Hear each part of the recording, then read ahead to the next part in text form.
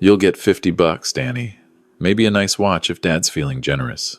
My brother Marcus said this with a smirk that could cut glass, standing in the marble lobby of Bennett and Sons Manufacturing, the company our father built from nothing into a $50 million enterprise. I was 63 years old, and this was the first time Marcus had spoken to me in almost 5 years. Not since I'd quietly left the company after he'd pushed me out of every meaningful decision, every board meeting, every photograph that mattered. The elevator doors opened, and Marcus strode in like he owned the place, which, in his mind, he already did.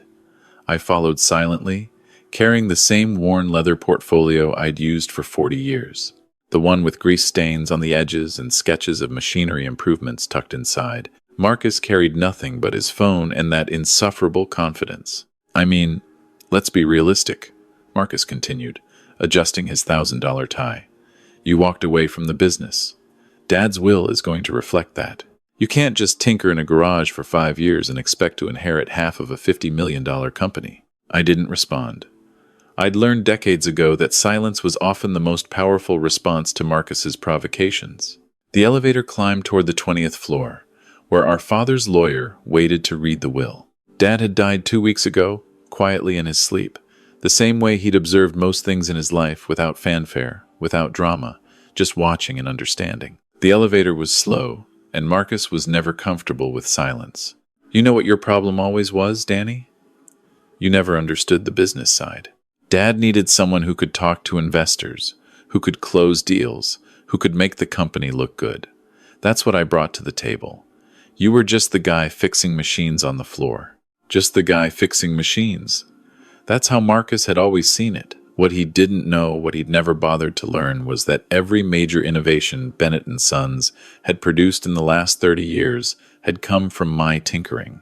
The automated assembly process that cut production time by 40%? Mine. The quality control system that reduced defects to nearly zero? Mine. The energy-efficient retrofits that saved the company $2 million annually? All mine.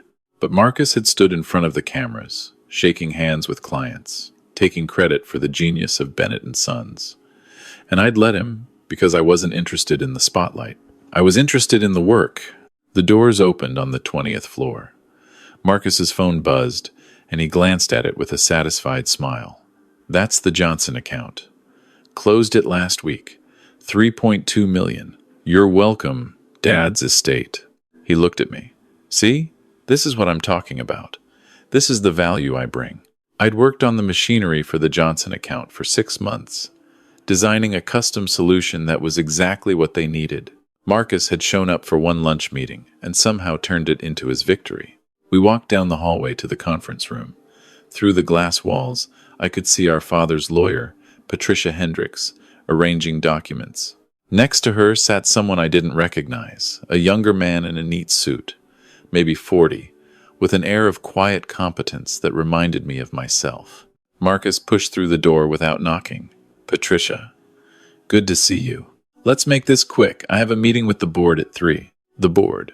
Marcus had positioned himself as the natural successor the moment Dad's health started declining. He'd called special meetings, restructured departments, and basically acted like he was already CEO. The board loved him because he talked their language, growth projections, market expansion, quarterly earnings. Marcus, Danny. Patricia stood and shook our hands. Please, sit down. This is James Chen. He's representing the partnership. Partnership? Marcus frowned. What partnership? Your father entered into a partnership agreement 6 years ago, Patricia said, opening a folder. I'll explain everything as we go through the will. 6 years ago. That was right around the time I'd left the company. I'd never heard Dad mention any partnership, but then again, Dad didn't talk about business much. He observed, he listened, and he made decisions that always seemed to make sense in hindsight. Patricia cleared her throat and began reading. I, William Henry Bennett, being of sound mind and body, do hereby declare this to be my last will and testament. The usual legal language followed. Small bequests to longtime employees, a generous donation to the technical college where Dad had learned his trade, $50,000 to Marcus's wife Victoria, in appreciation for her patience with my son's ambitions. Marcus barely noticed that one, but I caught the slight edge in the phrasing. Dad had never particularly liked Victoria, mainly because she encouraged Marcus's worst tendencies. Regarding Bennett and Sons Manufacturing, Patricia continued, and all associated assets, properties, and holdings currently valued at approximately $50 million. Marcus leaned forward. This was it. This was the moment he'd been waiting for his entire life. I hereby bequeath to my son, Marcus Bennett, the sum of $125,000. The silence in the room was deafening. What? Marcus's voice cracked. What did you just say? $125,000, Patricia repeated calmly. The exact amount your father calculated you took from the company in unauthorized bonuses and creative expense reports over the past 8 years. Marcus's face went from confused to white to red in about 3 seconds. That's insane. I'm the vice president of this company. I'm the one who's been running it since Dad got sick. I'm the one who... You're the one who's been taking credit for your brother's work, Patricia interrupted. Your father was very specific in his letter to me. Would you like me to read it? Yes, I said quietly. It was the first word I'd spoken since entering the building. Patricia pulled out a handwritten letter. I recognized Dad's careful block printing immediately. If you're reading this, it means I'm gone, and Marcus is probably throwing a fit. Let him. He's earned it. Patricia paused. Marcus, you're a talented salesman, and you made this company a lot of money with your deals. But you also took credit for innovations you didn't create, pushed your brother out of the spotlight at every opportunity, and gradually convinced yourself that you were the brains of this operation. You weren't. You were the mouth, and the mouth gets paid for talking, which is what that $125,000 represents payment for your actual contributions. Marcus stood up. This is bullshit. I'll contest this. Sit down, James Chen said quietly. It was the first time he'd spoken, and something in his tone made Marcus actually comply. Patricia continued reading. Danny, if you're hearing this, I hope you're still working on something in that garage of yours. I hope you haven't let your brother's noise make you forget what you're worth. Because here's what Marcus never understood. You were never the disappointment. You were never the one who needed to prove himself. You were the one who actually built this company while he was busy taking bows. My throat tightened. I'd spent 40 years thinking Dad saw me the way Marcus did as the mechanic, the behind-the-scenes guy, the one who wasn't quite good enough for the front office. Danny, I'm leaving you something different. 6 years ago, when I saw what Marcus was doing, how he was pushing you out, how he was rewriting the history of every innovation you created, I made a decision. I entered into a partnership agreement with you. You didn't know about it, and I apologize for the secrecy. But I needed you to keep working without the weight of expectation or the corruption of ego that seems to have consumed your brother. Patricia looked up at me. Your father transferred 60% ownership of Bennett and Sons to a trust in your name 6 years ago. The remaining 40% went to James Chen, who has been acting as your silent partner and fiduciary. The room tilted slightly. 60%? I owned 60% of a $50 million company. That's $30 million in assets, James said, speaking directly to me for the first time, plus accumulated profits from the past 6 years, which brings your total inheritance to approximately $34 million. You've been my partner for 6 years, Danny. You just didn't know it. Marcus made a sound like a strangled cat. No, this is fraud. He left the company. He walked away. You can't just... Actually, he didn't walk away, Patricia said. According to the partnership agreement, Danny was on sabbatical. Every innovation he created during that time, and there were 17 of them, all documented, was licensed to Bennett and Sons through the partnership. The licensing fees alone generated $4 million in profit. I thought about my garage, the projects I'd worked on, the improvements I'd designed for other companies, the consulting work I'd done, the patents I'd filed. I'd thought I was starting over, building something new. I hadn't realized I was still building Bennett and Sons, just from the outside. Your father left very specific instructions, James said, pulling out another folder. The partnership agreement includes a buyout clause. As the 60% owner, You have the right to buy out the remaining 40% at fair market value, which would give you full ownership of the company. Or you can maintain the partnership. Your choice. What about me? Marcus's voice was shrill now. I've worked here for 30 years. I built the client base. I made the deals that kept this place running. You made deals using innovations your brother created, Patricia said. Your father kept meticulous records. Every time you presented a new product or process to a client, he documented who actually developed it. In 30 years of sales meetings, Marcus, you presented 43 major innovations to clients. Danny created 41 of them. You created 2. That's not the Johnson account. That was my. Danny designed the entire automated system for Johnson, James said, sliding a folder across the table. Your father sent me weekly updates. You had 1 lunch meeting. Danny had 6 months of custom engineering work. Marcus grabbed the folder and flipped through it. I could see his hands shaking. Page after page of my sketches, my notes, my calculations. Dad had documented everything. The board won't accept this, Marcus said, but his voice had lost its conviction. They'll fight it. The board has already been informed, Patricia said. They received copies of the partnership agreement this morning, along with documentation of every innovation Danny created, while Marcus took credit. 3 board members have already resigned. 2 have specifically requested to meet with Danny about the future direction of the company. Marcus looked at me, really looked at me. For maybe the first time in decades, you knew about this. I shook my head. I had no idea. Bullshit. You've been planning this. You and Dad. You've been planning this for years. I've been in my garage, Marcus, working, like I always did. This is because of that fight we had, isn't it? 5 years ago, when I told you the company didn't need another one of your tinkering projects.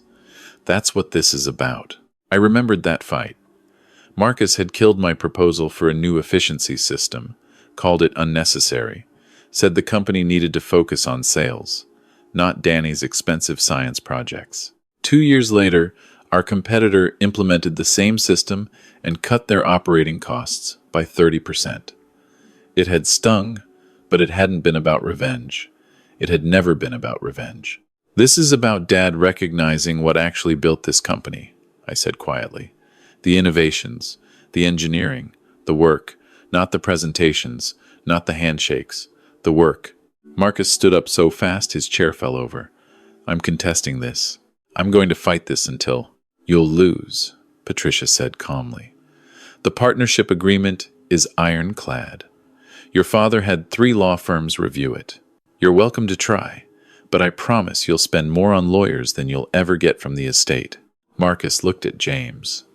You're in on this. You're probably getting a cut. I'm a partner, James said. I've been managing the trust for 6 years. Yes, I've profited.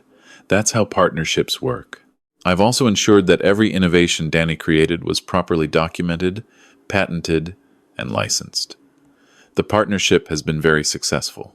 Danny, Marcus turned to me, and for a moment I saw something that might have been genuine desperation. We're brothers. We can work this out. We can run the company together.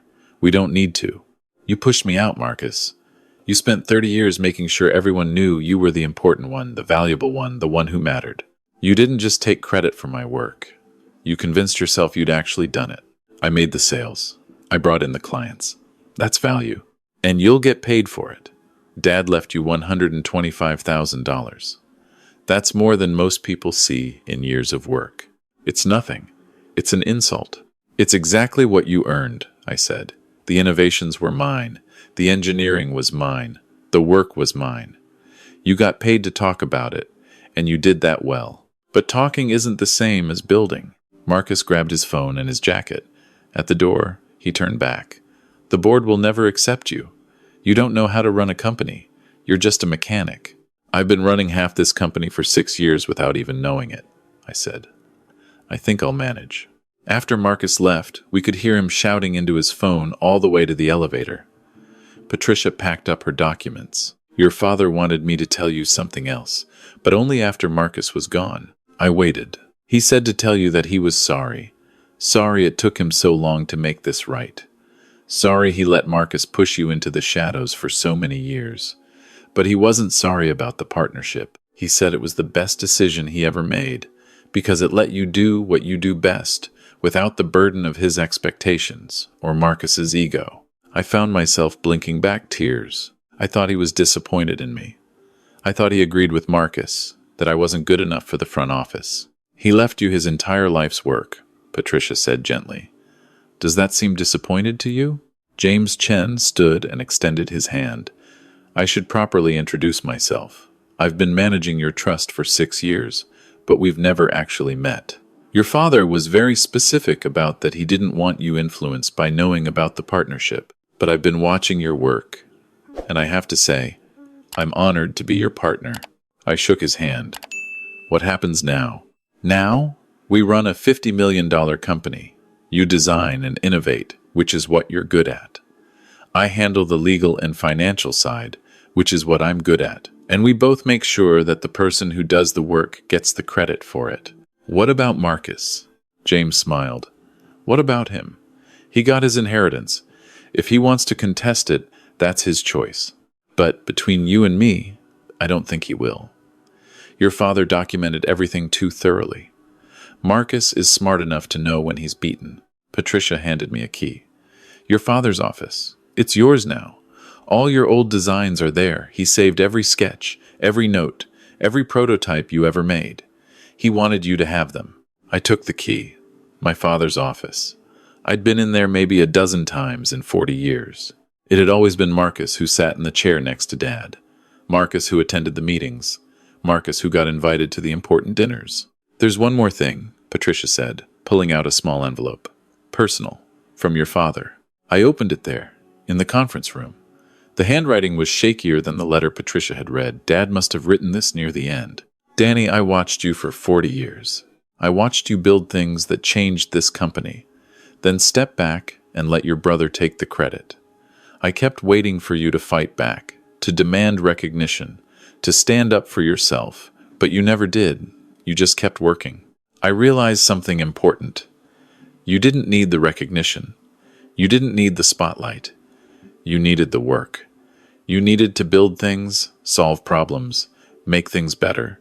That's who you are. Marcus needed the spotlight.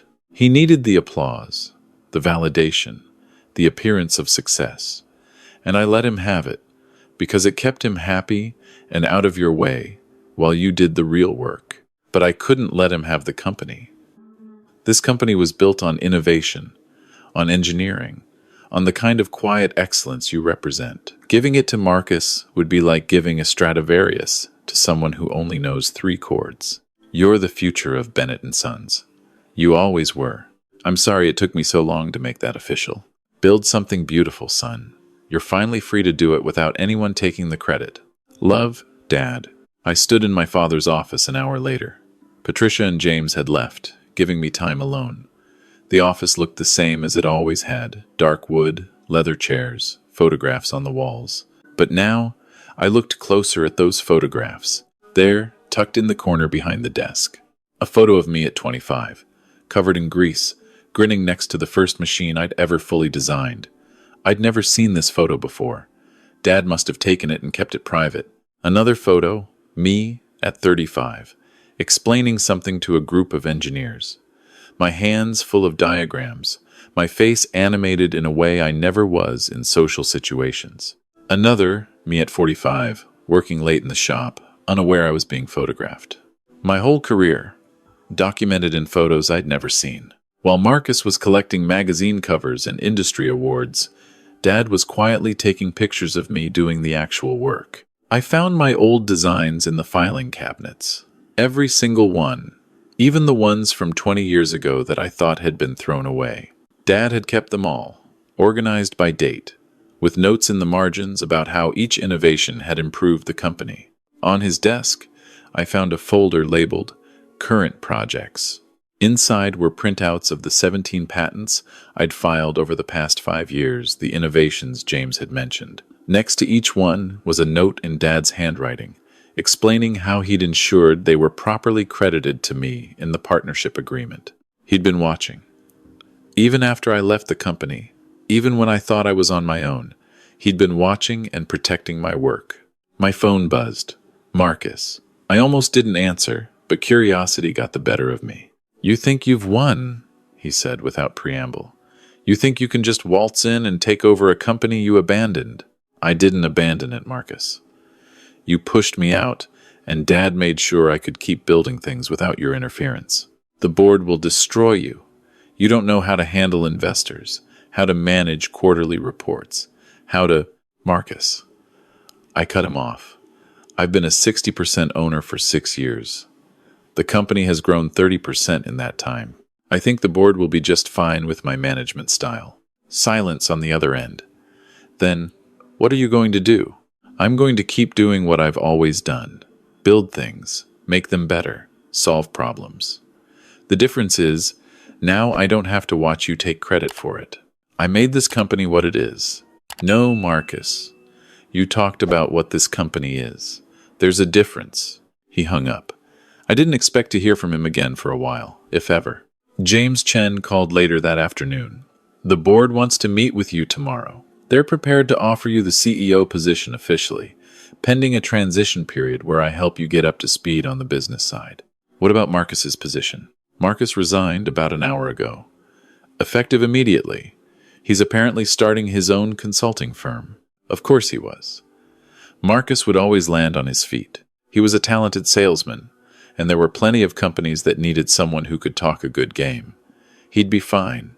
He just wouldn't be taking credit for my work anymore. "One more thing," James said. "I went through the files your father left.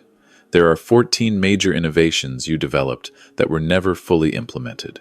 Marcus killed them because they seemed too expensive or too risky. The board wants to know if you'd be interested in revisiting any of them." I thought about the efficiency system Marcus had rejected 5 years ago, the one our competitor had implemented with such success. "All of them," I said. "I want to revisit all of them." James laughed. "That's what your father said you'd say. I'll set up the meetings." I spent that night in my father's office, my office now going through 40 years of documentation. Every innovation, every improvement, every small change that had made the company better. And in the margins of almost every document, I found Dad's notes, Danny's design, implemented Q3 1994, saved $200K annually.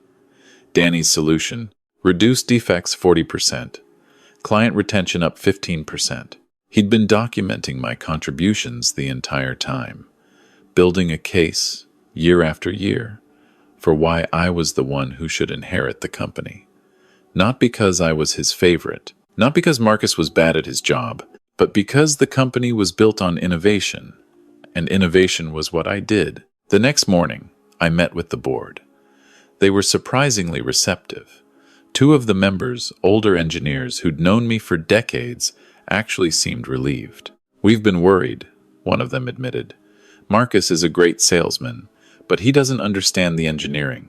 Last year, he almost approved a supplier change that would have compromised our quality standards. You caught it in your consulting work and warned us." I had done that. I'd been consulting for a competitor who was considering the same supplier, discovered the quality issues, and quietly sent a note to our purchasing department. I'd thought it was anonymous. Apparently not. "The company needs someone who understands what we actually do," another board member said. "Marcus understood what we sell. You understand what we make. There's a difference." We spent 4 hours going over the company's current status, future projects, and potential growth areas. They were impressed that I already knew most of it, turns out. When you're a 60% owner, even without knowing it, your partner keeps you informed through detailed reports disguised as casual updates on your patent licensing work. By the end of the meeting, I was officially CEO of Bennett & Sons Manufacturing. $50 million in assets, 230 employees, 4 manufacturing facilities, and a legacy of innovation that I had built over 40 years, one quiet improvement at a time. Marcus never contested the will. I heard through mutual acquaintances that his consulting firm was doing well. He'd always been good at sales, and freed from the pressure of living up to Dad's legacy, he actually seemed happier. We didn't speak, but I didn't expect to. Some relationships are defined by competition, And once the competition is over, there's not much left to say. 6 months after taking over as CEO, I implemented the first of those 14 rejected innovations. The efficiency system Marcus had killed 5 years earlier. It worked exactly as I'd designed it, cutting operating costs by 35% and increasing production capacity by 20%. The board was thrilled. Our clients were thrilled. Our employees were thrilled because the efficiency gains meant higher bonuses. A year later, we'd implemented 6 more innovations. The company's value had grown to $75 million. James Chen and I had become genuine friends. It turned out we both preferred working to talking about working, and our partnership was remarkably smooth. I found one more thing in Dad's desk, buried in the back of a drawer. A photograph I'd never seen before. Me and Marcus as kids, maybe 8 and 12 years old. We were working on something together looked like a treehouse. Marcus was holding the hammer, grinning at the camera. I was in the background, studying the plans, making sure the joints would hold. Even then, we'd been exactly who we were always going to be. Marcus out front, visible and confident. Me in the background, making sure things actually worked. Dad had written on the back of the photo, "Both my sons, both exactly where they need to be." I put the photo on my desk, not because I missed working with Marcus, I didn't, but because it reminded me that Dad had understood us both, even when we didn't understand ourselves. He'd known Marcus needed the spotlight and the validation. He'd known I needed the work and the freedom to do it right. And in the end, he'd made sure we both got exactly what we needed. Marcus got his inheritance, $125,000, and the freedom to build his own legacy without living in Dad's shadow. I got the company, the innovations, the work I'd always loved, and the recognition I'd never asked for but secretly always wanted. The quiet ones are often the ones who see everything, Dad had written. He was right. I'd seen Marcus taking credit, seen Dad watching, seen the company growing on the foundation of innovations I'd created. I'd seen it all, and I'd kept working, because the work mattered more than the recognition. But it turned out the recognition mattered too, when it came from the right person. When it came from Dad, in the form of a partnership I never knew existed, and a company I'd built without meaning to. $50 and a nice watch, Marcus had said. He'd been wrong about a lot of things, but that might have been the thing he'd been most wrong about. I didn't get $50. I got everything. The company, the legacy, the validation, and most importantly, the freedom to keep doing what I'd always done best, building things that mattered, one quiet innovation at a time.